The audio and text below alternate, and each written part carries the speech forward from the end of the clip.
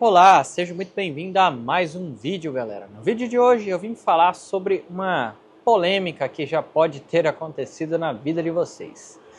Bom, muitas vezes, galera, a gente recebe madeiras que estão extremamente velhas. Eu já tive caso de muitos clientes me trazerem peças há tempos atrás, na época que tinha menos experiência com madeira, e o pessoal trazia uma madeira e falava: não, essa madeira aqui já está morta há 20 anos no meu quintal, meu avô que cortou e não sei o que e tal, né? E eu perguntava muitas vezes, né? Mas essa madeira não tá úmida, ela não tá verde? A pessoa ria, né? Porque a madeira obviamente tá até podre, né? Não tem como tá verde. Mas com o verde, galera, o que a gente quer dizer? Se ela tem umidade. E a madeira, o que acontece? Como eu já fiz até um vídeo aqui para vocês no canal, que a gente fala sobre a questão de o que acontece quando a madeira perde umidade, ela murcha e acaba retraindo. Quando ela retrai, ela acaba se separando em alguns lugares, rachando e empenando. Isso é normal. Porém, o que acontece? Se a gente for pensar na lógica, qual que é a primeira parte da madeira que seca? A primeira parte da madeira que seca é a parte de fora. E o que acontece, e já aconteceu comigo algumas vezes, e com o tempo eu aprendi a lição. Muitas vezes a madeira, como eu acabei de dizer, seca por fora e ela fica com umidade concentrada no centro. Então o que eu aprendi a fazer para que as minhas madeiras sejam mais estáveis e tenham menos chance de entortar? Logo que a madeira chega para mim, o que eu faço? Por exemplo, vamos dizer essas 3 bolachinhas aqui, o que eu faço? Eu pego aqui, ó, pedacinhos de madeira, tá? E eu faço uma pilha com elas, tá? Coloco 2 sarrafinhos, uma bolacha de madeira, mais 2 sarrafinhos alinhados com os sarrafinhos de baixo, mais uma rodela de madeira, e assim sucessivamente, tá? E eu deixo isso aqui quieto por 3 a 6 meses. Se a madeira estava viva, logo antes que eu recebi ela, no caso era uma árvore que estava viva, foi cortada e chegou em minhas mãos, eu deixo ela parada por 6 a 8 meses. Se é uma madeira que estava morta há bastante tempo e ela estava em formato de tora e acabou de ser cortada, eu deixo ela parada por uns 3 meses. E aí, depois o que eu faço? Depois disso, eu não vou pegar ela e sair fazendo o trabalho, mesmo que seja esse caso de uma madeira que já estava morta há muito tempo. O que eu vou fazer? Eu vou pegar essa madeira e fazer um planeamento. Mas é um planeamento que às vezes nem vai chegar 100% onde eu quero, nem vai alinhar a peça 100%. Mas o que eu quero com isso? Eu quero facilitar aquela umidade que ficou presa lá no centro da madeira e aquela casca que secou por fora e ficou mais enxuta, eu quero facilitar aquilo que ficou preso lá no centro sair. Então, o que eu faço? Eu faço um planeamento que essa umidade vai conseguir sair. Então, depois desse planeamento que eu faço, eu deixo a madeira parada mais 2 ou 3 meses, tabicada novamente. E aí ela vai entortar um pouco, vai rachar um pouco. E aí sim eu pego ela para fazer o trabalho. Então dessa forma, galera, eu consigo primeiro dar uma murchada nela, logo que ela chega em minhas mãos.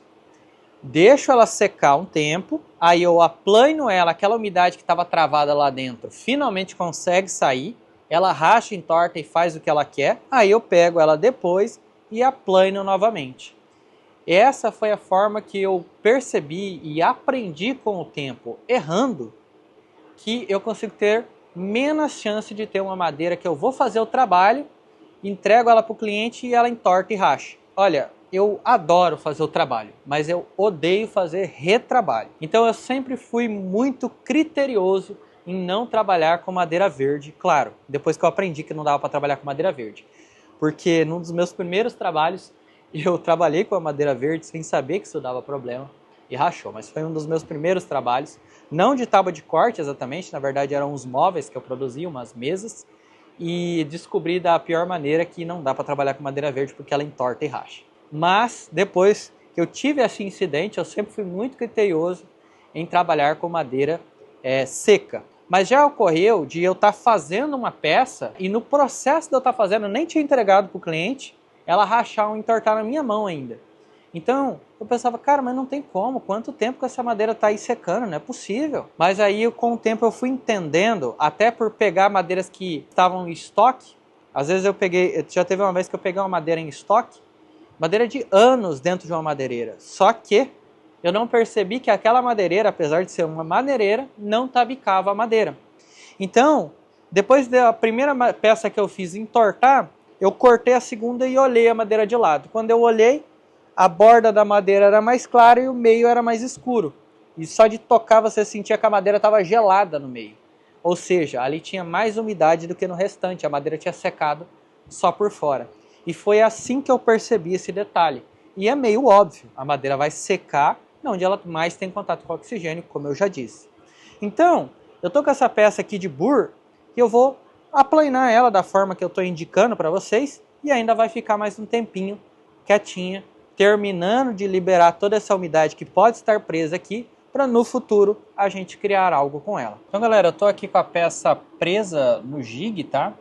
E aqui eu vou buscar tirar o mínimo possível. A partir do momento que eu limpei totalmente a face dela aqui, porque só no eu alinhar, a diferença que deve ter dessa parte, que é a parte mais baixa da madeira, para essa parte aqui, ó, é por volta de 1 centímetro. Então toda essa outra região aqui vai começar a respirar. Então aqui na parte mais baixa eu vou tirar por volta de 2 milímetros até no final. E aqui no final vai dar por volta de uns 12 que eu vou tirar até ela ficar alinhada. E tudo isso vai permitir que toda a umidade que está mais no centro aqui dessa peça, que ela tem por volta de uns 7 centímetros e meio, 8 centímetros, finalmente consiga sair dali e respirar. Eu não indico que vocês façam isso, por exemplo, só de um lado da peça. Se for fazer, faça dos dois lados para a peça poder respirar igualmente, né? Ela poder soltar pelos dois lados a umidade, porque se você pega um lado que está muito seco e o outro, provavelmente só esse lado, vamos dizer, conseguiria respirar, sua madeira pode entortar a favor desse lado. Isso não é legal. Eu já tive experiência também de pegar madeira que não foi tabicada, né, bolacha, e ela ficar abafada só de um lado, ela pega em pena assim, contra o lado que ela está abafada, tá? Então, por este motivo, é interessante que você aplane os dois lados e deixe ela tabicada após esse processo, antes e depois desse processo, para que ela sempre respire de forma equilibrada e seque de forma uniforme, beleza? Então, vamos pôr a mão na massa.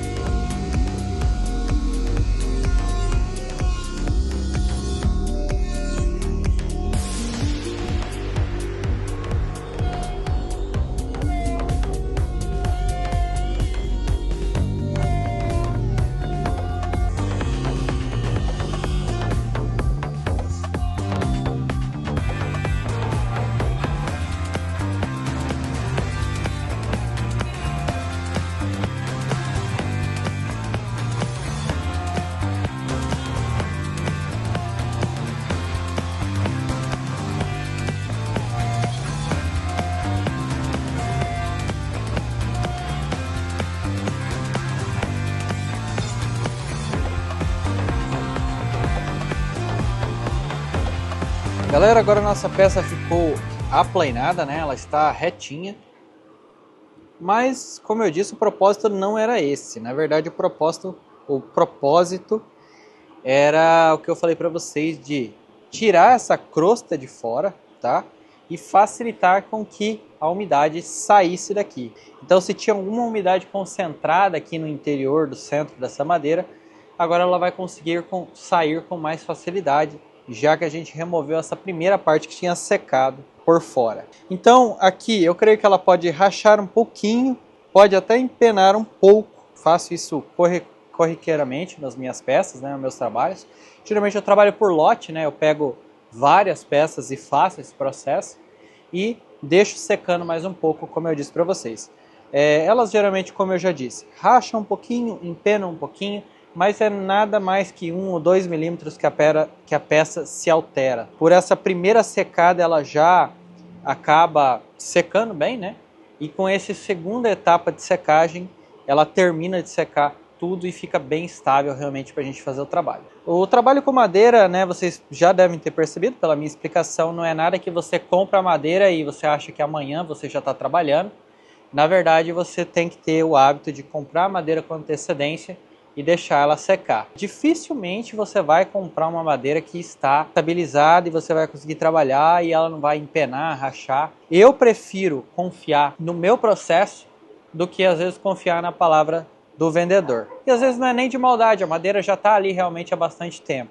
Mas, como eu já disse para vocês, já aconteceu comigo nessa indústria vital de ter madeiras que realmente, se você me perguntasse pelo tempo que ela estava ali, tinha que estar seca.